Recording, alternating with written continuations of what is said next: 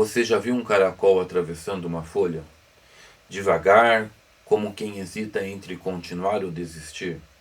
Como quem mede o peso da existência antes de seguir adiante? No conto Kew Gardens, nessa minha edição publicado pela editora Autêntica em A Arte da Brevidade, com tradução de Thomas Tadeu, Virginia Woolf nos entrega isso. Um mundo onde tudo pulsa, mas nada é dito de forma direta. Figuras humanas passam como sombras. Falam, mas o que dizem escapa. Memórias aparecem, mas não se resolvem. E no centro desse cenário, um caracol, que anda, que para, que tenta, como nós. Esse conto é sobre o que não se fala, sobre o que desliza por baixo da linguagem. E é exatamente por isso que ele nos interessa. O que Woolf escreveu, a psicanálise entende. E o que esse jardim mostra é a própria cultura que vivemos, dispersa, silenciosa, cheia de vozes que não se escutam. Vamos atravessar esse canteiro juntos? Mas sem pressa, como o caracol. O conto Kew Gardens não tem enredo tradicional. Não tem começo, meio e fim. O que ele tem é um jardim. E nesse jardim, tudo vibra. Há flores que se abrem, luzes que se cruzam, insetos que cortam o ar em zigue-zague. Há vento, há sombra, reflexos de cor sobre gotas d'água. E há um caracol, um só. A natureza aqui não serve de pano de fundo. Ela é protagonista. É ela quem absorve as figuras humanas. É ela quem atravessa a narrativa. Não há foco fixo, a narrativa muda de lugar o tempo todo. Da flor para o inseto, do inseto para a luz, da luz para o caracol, do caracol para as vozes humanas. E de volta ao chão. Esse movimento que para um leitor desatento pode parecer caos, na verdade é estrutura. Mas não a estrutura da razão, é a estrutura do inconsciente. Woolf constrói o que a gente pode dizer aqui nesse conto, um sonho. É como se ela estivesse realmente narrando um sonho. Nada se prende à lógica do tempo linear. Tudo é feito de deslizamentos, interrupções, manchas de sentido. Assim como na análise. O canteiro de flores é o campo simbólico, é o espaço mental, é o cenário interior da alma. E quem que é o caracol? O caracol é o sujeito, não um sujeito heróico mais frágil, que anda devagar, que hesita diante da folha, que avalia se a textura da vida vai aguentar o seu peso ou não. Esse caracol atravessa o jardim da mesma forma que o paciente atravessa a sessão, pisando em fragmentos soltos, tentando encontrar um caminho entre afetos dispersos e lembranças parciais. A psicanálise é isso. Um caracol em travessia, num campo onde o tempo se desfaz e onde tudo parece confuso, mas nada é gratuito. Em Kew Gardens, ninguém fala para comunicar. As pessoas não usam diálogos, elas usam ruídos de memórias. São restos de pensamentos. Simon lembra de Lily, a mulher que não casou. Mas o que prende sua atenção não é a própria Lily, é o sapato. Mais precisamente a fivela do sapato quadrada, prateada e o louva-a-Deus, aquele inseto que voava ao redor. Ele acreditava que se um inseto pousasse, ela diria sim, e eles se casariam. Mas o louva-a-Deus não pousou. Essa é a imagem da espera que nunca se cumpre, do desejo que não encontra lugar, do amor que se fixa em um detalhe, como na transferência. E a Eleonor, a mulher do Simon, a sua esposa atual, ela também lembra do passado, mas não de um homem, de um beijo, na nuca. Um beijo dado por uma velha grisalha com verruga no nariz. Ela mesma chama esse gesto de a mãe de todos os meus beijos. Veja, o que cada um recorda, gente, não é a história. é o detalhe, é o fragmento sensível que permaneceu como afeto encapsulado, como imagem sem amarra, como cena congelada. Isso é linguagem de inconsciente. Isso é o que ouvimos na clínica todos os dias. O paciente não conta tudo. Ele lembra de algo, ele fala da fivela, ele fala do beijo, ele fala da cor do lago ou do cheiro da roupa. Não há começo, meio e fim. Há pontos soltos, há pausas longas, há imagens que voltam mesmo quando ele quer seguir em diante. E aí que a escuta psicanalítica se diferencia, porque não estamos ouvindo o que o paciente diz, estamos ouvindo o que está por trás do que ele tenta dizer. A linguagem que Virginia Woolf usa nesse conto é a linguagem do realismo psíquico, ou seja, da mente em funcionamento, e não da narrativa inventada. É a fala que nasce de dentro, que tropeça, que hesita, que diz sem dizer, como numa sessão. Porque o inconsciente também fala assim, por imagens quebradas, por palavras incompletas, por lembranças que parecem sem importância, mas que guardam tudo. No conto da Virginia Woolf, há um personagem que não fala, né, que não olha para o passado, que não pergunta sobre chá, sobre amor. Esse personagem é o caracol. Ele não se apressa, ele não se impõe, mas também não recua. O caracol avança do seu jeito. Ele encontra uma folha caída no caminho. Ela vibra ao menor toque de suas antenas. Não é firme nem estável, é incerta, é fina e pode ceder a qualquer momento. Mas diante disso, o caracol faz o que muitos sujeitos fazem diante do trauma. Hesita, não sabe se contorna, não sabe se escala, não sabe se recua. E como tantos de nós, decide por outro caminho, passar por baixo. Essa escolha é essencial, porque nem toda dor pode ser enfrentada de frente, nem todo trauma pode ser escalado, nem toda lembrança pode ser nomeada de uma vez. Na análise, há momentos em que o paciente precisa recuar para avançar, contornar a folha, ou se encolher e atravessar por baixo dela. Isso não é covardia, é escuta do próprio limite, é cálculo de sobrevivência. A folha que treme representa o objeto interno frágil, o amor que falhou, o pai que não sustentou, a mãe que se quebrou. O analista que, se não manejar bem, pode repetir essa quebra. Por isso, o caracol pensa antes de seguir.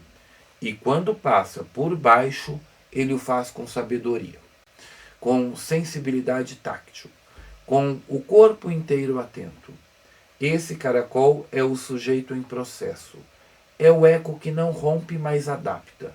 É o self que não desiste, mas se dobra. No fim das contas, ele atravessa, não por cima, mas por dentro. Como acontece na análise. A cura não vem pela força. Essa mudança, essa transformação que a gente quer, ela vem pelo encontro com uma via possível, mesmo que torta, mesmo que subterrânea. A travessia do caracol é a travessia do sujeito, lenta, precisa e, sobretudo, a única travessia possível. As pessoas passam pelo canteiro, andam, conversam, mas as pessoas não permanecem. Logo a narrativa se desfaz. Primeiro o corpo encolhe, depois a cor empalidece, por fim restam apenas formas vagas. Essas formas que ficam misturadas, né? Ali no conto ao verde, ao azul, à luz. As figuras humanas em que o Gardens não são sólidas. Elas se diluem na paisagem. Se tornam translúcidas, quase etéreas. E isso não é mero lirismo. É estrutura psíquica. Virginia Woolf nos mostra o que acontece quando o ego não sustenta a forma, quando a subjetividade perde seus contornos, quando o eu, frágil, se deixa atravessar por tudo o que vem de fora. Luz, sombra, cheiro, vento, cor, tudo entra, tudo atravessa. E o sujeito não filtra, apenas absorve. Essa é a experiência de quem não tem fronteiras psíquicas bem desenhadas, de quem, ao ser olhado, se confunde com o olhar, de quem, ao amar, se dissolve no outro. O Wolff traduz isso poeticamente, mas o efeito é clínico. É a alma que se desmancha quando exposta demais. É o que se dilui porque não aguenta ser. Na clínica, esse estado aparece em certas angústias primordiais. Em pacientes que vivem a dor de não saber onde terminam e onde o mundo começa. Pacientes que se confundem com o ambiente, com o analista, com os afetos dos outros. Pacientes que não têm pele ou que têm uma pele porosa demais. Na linguagem de Bion, poderíamos pensar num ego permeável, com falhas na barreira de contato. Na linguagem de Freud, talvez um narcisismo primário ferido, uma regressão a estados onde o eu ainda não se diferenciou do não eu. A dissolução das figuras em Kew Gardens não é estética, é diagnóstica. É o retrato do sujeito sem contorno, do eu flutuante, da identidade que se desfaz ao menor sopro de luz. E, ao mesmo tempo, é também uma imagem de sensibilidade extrema, de uma alma aberta demais ao mundo. Porque, se por um lado essa porosidade fragiliza, por outro, ela também escuta o que os egos rígidos não percebem. Virginia Woolf mostra o risco, mas também a beleza. Um sujeito que se dissolve é, ainda assim, um sujeito em contato. Em meio às flores do conto, desse jardim lindo, há uma figura curiosa também, que eu me recordei aqui agora. Um velho que fala com os mortos. Ele acredita estar em contato com os espíritos. Fala do céu, da Tessália, de uma máquina elétrica que permite ouvir os mortos. Esse velho não sussurra, não se esconde. Ele anuncia, gesticula, faz da loucura uma cena pública. E ninguém o interrompe. Seu acompanhante, o William, apenas o conduz. Tenta distrair sua atenção, mas não o silencia. As velhotas da classe média baixa o observam de longe. Riem entre si, mas não se chocam. É como se o delírio dito com elegância ganhasse permissão. Como se a loucura, quando bem apresentada, se tornasse excêntrica, aceitável, até charmosa. Virginia Woolf ironiza, e ironiza com precisão. Ela mostra que a sociedade tolera o delírio, desde que ele vista a roupa certa, desde que ele seja dito com sotaque refinado, com palavras caras, com aquele ar de gênio incompreendido. Isso ainda acontece. Hoje, há delírios travestidos de discurso espiritual, de palestra de autoconhecimento, de movimento terapêutico, falam com os mortos, canalizam energias, escutam o universo, mas não escutam o próprio sofrimento. E são aplaudidos por isso ainda. O sofrimento psíquico foi reciclado em espetáculo, em performance de palco, em conteúdo de rede social. Na clínica, a gente vê o avesso disso. O paciente que delira, mas não é ouvido. A mulher que sofre, mas não performa. O homem que enlouquece, mas não vira personagem. O Woolf aponta esse contraste. E mais do que isso, ela escancara o cinismo de uma sociedade que romantiza a loucura, mas que abandona o louco. O velho de Kew Garden não é só um excêntrico. Ele é o retrato do delírio legitimado, do nonsense socialmente decorado, da loucura higienizada pelo verniz da cultura. Ele fala com flores, com mortos, com memórias inventadas e o mundo ouve ou finge que ouve, porque é mais fácil rir do delírio do outro do que escutar o seu próprio delírio. No final de Kew Gardens, o Wolff nos apresenta um casal jovem. Estão lado a lado, mas não dialogam. Falam, mas não dizem.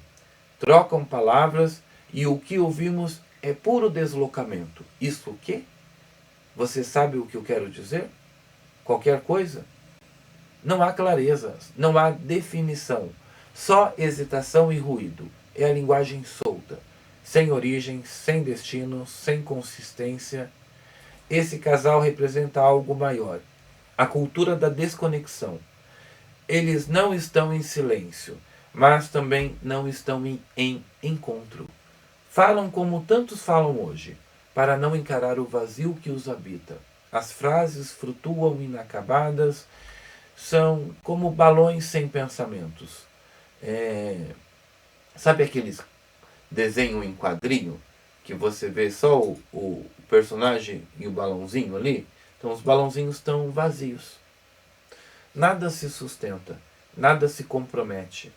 E quando as palavras falham, entra o gesto. Ela crava a sombrinha na terra. E aí ele vai vir e vai colocar a mão sobre a dela. 2 gestos simples, mas carregados de desejo. Porque o corpo ainda fala quando a linguagem já não dá conta. E é esse deslocamento do simbólico para o ato que vemos nas novas formas de vínculo. Nas redes, nos relacionamentos, na clínica. Quando o sujeito não consegue nomear o que sente, ele age, compra, desaparece, explode ou se anula. O gesto da sombrinha é exatamente isso. Um ato que substitui a fala, um desejo que se infiltra sem nome. Uma tentativa de fazer existir no mundo onde a linguagem já não segura ninguém. E o Wolff escreve isso em 1919, antes de TikTok, de Stories, de Instagram, antes da moda de comunicação não violenta, que diz tudo menos a verdade. O que ela capta é um modo de existir que já havia começado a se desconectar. Gente que não fala, gente que não escuta, gente que se toca sem se encontrar. O casal de Kew Gardens não é romântico, é sintomático. Ele é o retrato de uma geração que ensaia o contato, mas que recua diante do sentido. Eles falam pouco e quando falam tropeçam. Palavras imprecisas, vozes monótonas, pausas longas. Tudo ali denuncia o que falta, linguagem. Mas então acontece. Ele põe a mão sobre a dela e juntos pressionam a ponta da sombrinha na terra mole. 2 gestos simples, contidos, mas carregados. É ali e não nas palavras que o desejo aparece. Não como ato impulsivo nem como cena explícita, mas como vibração sutil do corpo que tenta se dizer. O gesto da sombrinha sendo enterrada é quase um símbolo fálico invertido. Ela penetra a terra não com força, mas com excitação. É o desejo, gente. É o desejo que se manifesta antes de encontrar nome. É o erotismo que ainda não virou fala, mas que já se insinua no ato. Na clínica, isso é comum, porque muitas vezes o paciente não consegue dizer, mas mostra pelo corpo, pelo tom da voz, pelo modo como entra, como senta, como olha ou desvia o olhar. O que ele não diz, o analista escuta. No gesto, na postura, no silêncio entre uma frase e outra. A fala do corpo é anterior à linguagem, é pré-verbal. Mas não é menos verdadeira. Acho que muito pelo contrário. Ela é mais densa, mais crua, mais comprometida com o que realmente está em jogo. O Wolff não narra uma cena erótica, mas insinua o erotismo como clima, como atmosfera, porque o desejo, quando é desejo mesmo, nunca é óbvio.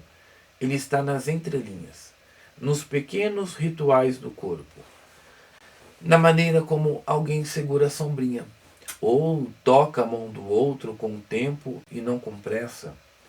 Esse casal não se beija, não se abraça, mas se encontra no gesto.